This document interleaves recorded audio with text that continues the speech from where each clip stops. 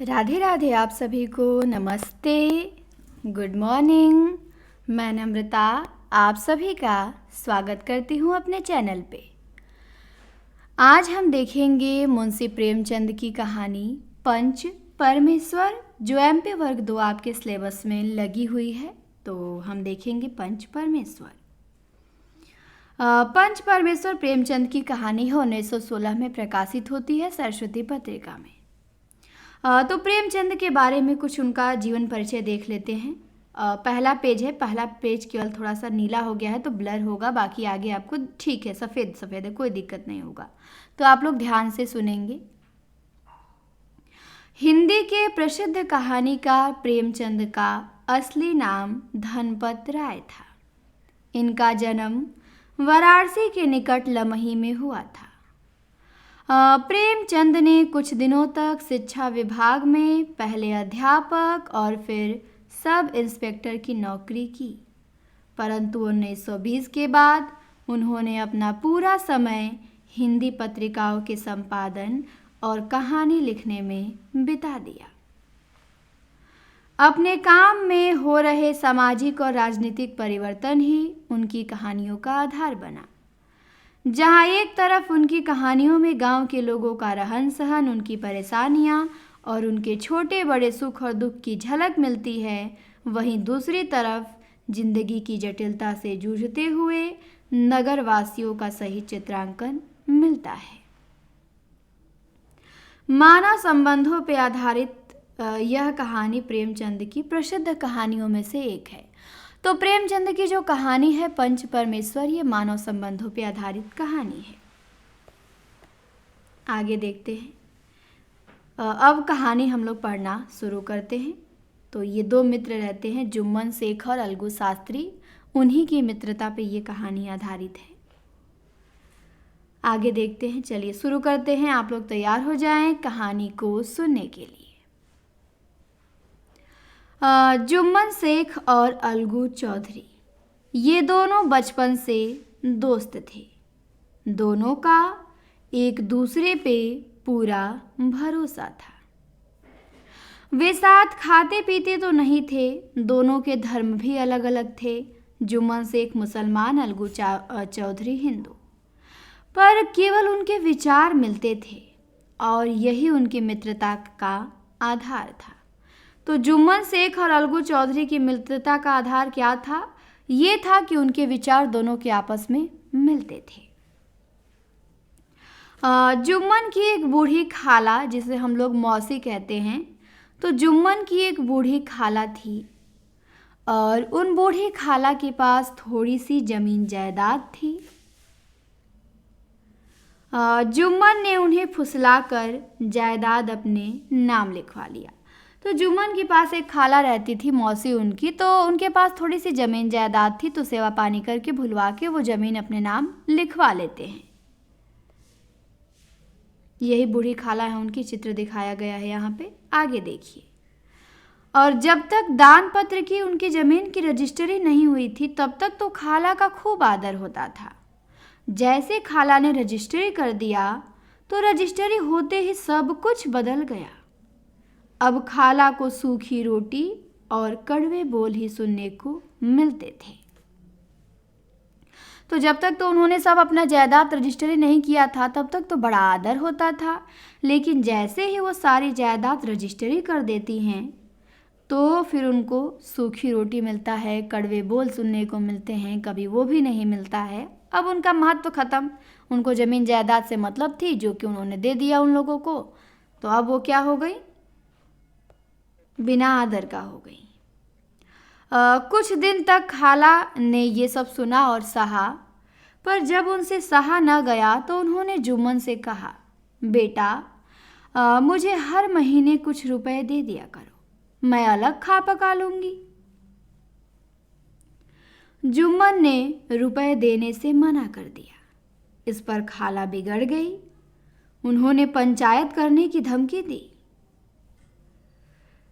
पढ़ा लिखा जुम्मन था, उसके कारण जुम्मन का बहुत मान था और वह जानता था कि आखिर में जीत तो उसी की होगी।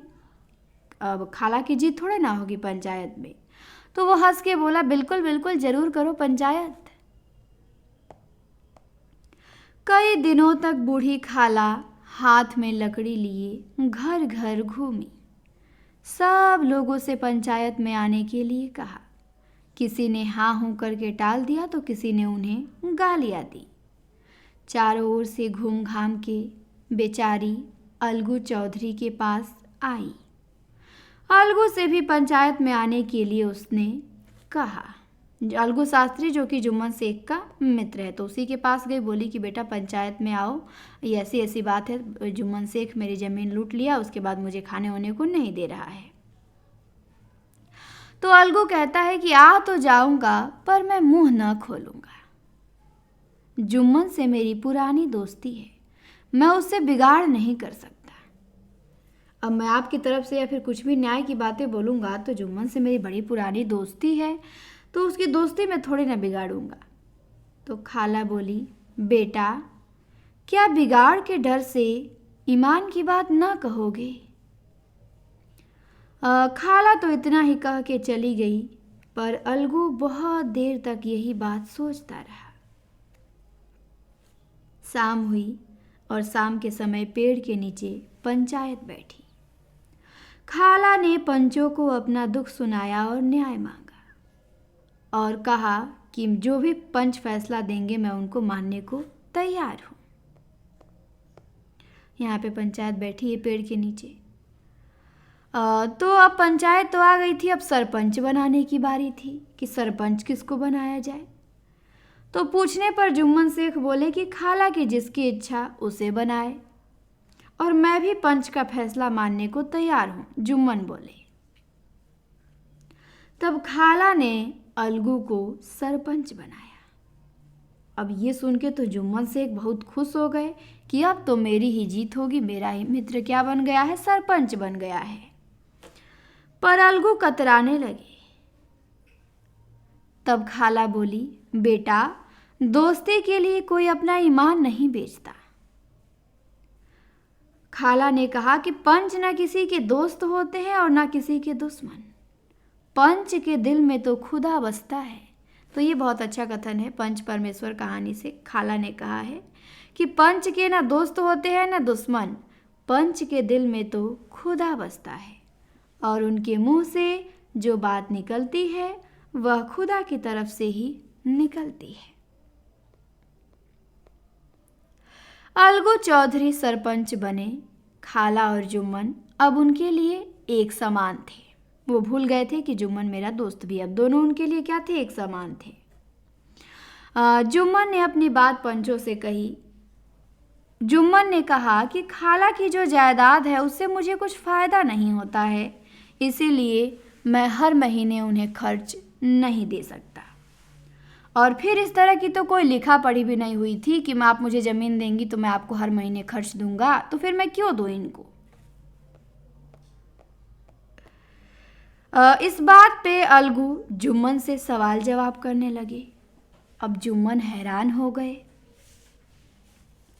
अलगू ने अंत में फैसला सुनाया। उसने कहा कि खाला को खर्च देने लायक लाभ तो जायदाद से हो ही जाता है। अब इतना तो लाभ आपको हो ही जाता है कि आप खाला को खर्च दे सके खाने पीने के लिए। उन्होंने कहा कि अगर जुम्मन खाला को खर्च नहीं देंगे तो दान पत्र की रजिस्ट्री रद्द कर दी जाएगी। अलगू ने अपना फैसला सुनाया कि खाला को आपको खर्च देना होगा, नहीं देंगे तो जो जायदाद इन्होंने आपको दिया है उसकी रजिस्ट्री रद्द हो जाएगी। फैसला सुन के जुम्मन दंग रह गए। उन्होंने कहा, क्या यही कलयुग की दोस्ती है? जिस पर भरोसा था उसी ने समय पड़ने पे धोखा दिया। जुम्मन तो हैरान थे, दुखी थे बहुत अपने दोस्त की कि उसने क्या किया, लेकिन सब लोग अलगू चौधरी की सच्चाई की तारीफ करने लगे और कहे कि इसी का नाम है पंचायत, दूध का दूध और पानी का पानी कर दिया। इस फैसले ने अलगू और जुम्मन को दुश्मन बना दिया। सच के एक झोंके ने दोस्ती की जड़ें हिला दी। जुम्मन हर समय बदला लेने की सोचने लगे और शीघ्र ही उन्हें ये मौका भी मिल गया। पिछले साल अलगू शास्त्री मेले से बड़े बड़े सींग वाले एक जोड़ी बैल खरीद के लाए थे। पंचायत के 1 महीने बाद ही उनका एक बैल मर गया। अब एक बैल से क्या होता, सो अलगू ने उसे गांव के बनिए समझू साहू को बेच दिया। साहू ने 150 रुपये में बैल खरीद लिया और 1 महीने बाद दाम चुकाने की बात हुई तो ध्यान देंगे कि अलगू मेले से 2 सींग वाले बैल खरीद के लाया था और एक बैल पंचायत के 1 महीने बाद मर गया। तो एक ही बैल उसके पास बचा था तो सोचा कि एक बैल से क्या करूँगा, तो वो एक बैल जो बचा था वो समझू साहू को बेचता है। किसे? समझू साहू को। कितने रुपए में? तो 150 रुपये में बैल बेचता है और समझू साहू कहते हैं कि मैं 1 महीने बाद आपको दाम चुकाऊंगा। तो ये इनके बीच बात होती है। समझू साहू गांव से गुड़ घी लाद के मंडी में ले जाते थे, फिर मंडी से तेल नमक लाके गांव में बेचते थे। नया बैल पाया तो दिन में 3-4 चक्कर लगाने लगे और पशु के साथ पशु का सा बर्ताव किया। ना उस बैल को ठीक से चारा दिया और ना पानी दिया। आखिर एक दिन कोड़े की मार खाते खाते बैल ऐसा गिरा कि फिर कभी न उठा। कई महीने बाद अलगू जब अपने बैल के दाम मांगने आया तो समझू साहू और उनकी पत्नी ने उसे बहुत डांटा और कहा कि मरा सा बैल दिया था, उस पर बड़ा आए हैं दाम मांगने वाले, यहाँ तो जन्म भर की कमाई ही लुट गई। अलगू 150 रुपये गंवाना न चाहता था। लोगों ने कहा कि आप पंचायत कीजिए और वो पंचायत करने को मान गया। पंचायत की तैयारियां हुई और तीसरे दिन शाम को उसी पेड़ के नीचे पंचायत बैठी जहाँ पे अलगू ने बूढ़ी काकी का फैसला सुनाया था, खाला का। तो समझू साहू ने जुम्मन शेख को अपनी ओर से सरपंच बनाया, क्योंकि उसको भी इस बात का पता था कि समझू साहू की जुम्मन शेख के पक्ष में अलगू ने फैसला नहीं सुनाया था, तो दोनों में दुश्मनी चल रही है और जुम्मन शेख इंतज़ार में है बदला लेने के लिए। तो अगर इसको सरपंच बनाऊंगा तो मेरे ही हक की बात वो बोलेगा। तो ये फैसला सुनता है जब अलगू तो निराश होता है, पर वो कुछ कहता नहीं है।